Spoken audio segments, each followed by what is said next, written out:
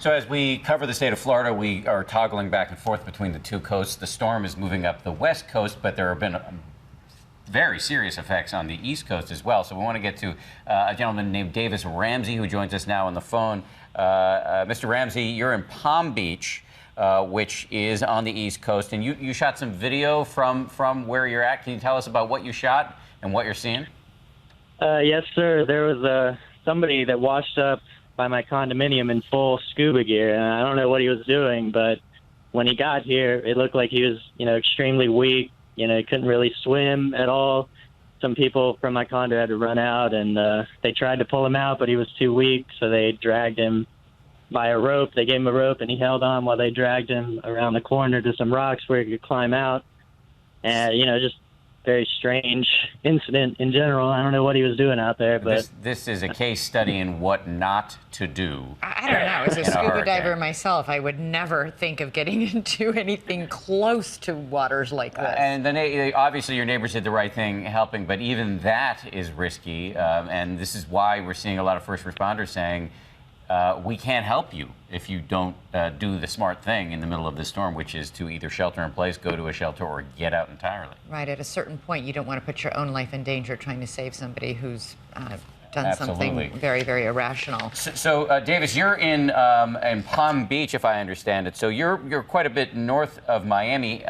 We've been surprised to a certain extent by the ferocity of the weather in Miami, even though the storm is really focused on the west coast. How are conditions where you're at?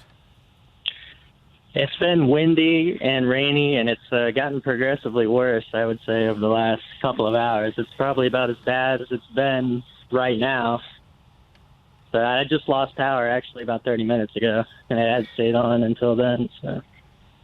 Obviously, you are one of the many more than 1 million people without power in Florida. Did you get any warning that that might be happening, or just went out? I mean... The lights have been flickering for a few hours, so I had some idea it was coming. I'm sorry, go ahead. Elizabeth. Just curious why you decided to stay there and weather the storm. I have a concrete roof and hurricane windows, and so I just figured the risk is minimal, you know. So. And Davis, before we let you go, can you assure us that the gentleman or gentlewoman who was in the scuba gear is okay at this point, as far as you know?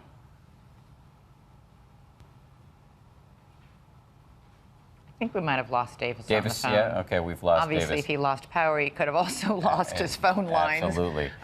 Some of what we're dealing with, obviously, and talking to so many people who are right smack in the middle of this storm, and it's been a challenging circumstances with both power and audio.